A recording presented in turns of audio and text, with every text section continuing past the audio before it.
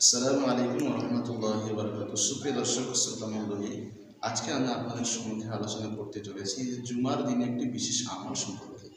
তো জুমার দিন আসরের নামাজের পর নিজ স্থানে বসে একটি দরুদ শরীফ পাঠ করলে ৮০ বার পাঠ করলে ৮০ বছরের গুনাহ মাফ হয়ে যাবে। সুবহানাল্লাহ।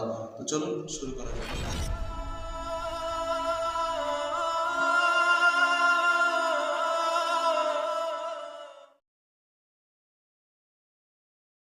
ইসলামে জুমার দিন একটি মর্যাদাপূর্ণ দিন। এ প্রসঙ্গে রাসূলুল্লাহ সাল্লাল্লাহু আলাইহি ওয়াসাল্লাম বলেন, দিবস সমূহের মধ্যে জুমার দিন শ্রেষ্ঠ দিন এবং তা আল্লাহর কাছে সর্বাধিক সম্মানিত দিন। হাদিস শরীফে আছে যে সূর্য উদিত হওয়ার দিনগুলোর মধ্যে জুমার দিন সর্বোত্তম দিন।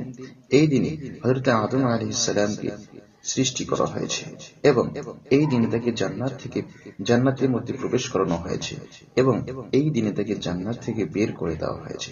হাদিস অনুযায়ী জুমার দিনের আসরের সময়টি খুবই গুরুত্বপূর্ণ।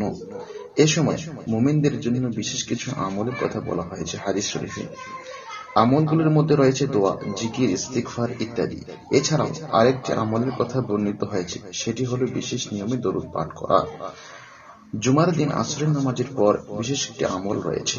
হযরত আবু হুরায়রা রাদিয়াল্লাহু তাআলা আনহু হতে বর্ণিত আছে যে আল্লাহ রাসূল সাল্লাল্লাহু আলাইহি ওয়াসাল্লাম ইরশাদ করেন, যে ব্যক্তি জুমার দিন আসর নামাজের পর নিজ স্থানে বসা অবস্থায় ৮০ বার নিম্নে উল্লেখিত দরুদ শরীফ পাঠ করবে, তার ৮০ বছরের গুনাহ মাফ হয়ে যাবে। সুবহানাল্লাহ।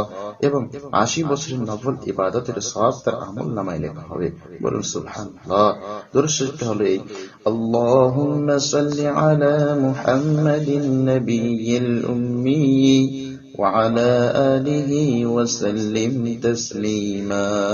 আমার সাথে সাথে আবার বলেন: আল্লাহুম্মা সাল্লি আলা মুহাম্মাদিন নাবিয়্যিল উম্মি ওয়া আলা আলিহি ওয়া সাল্লিম তাসলিমা।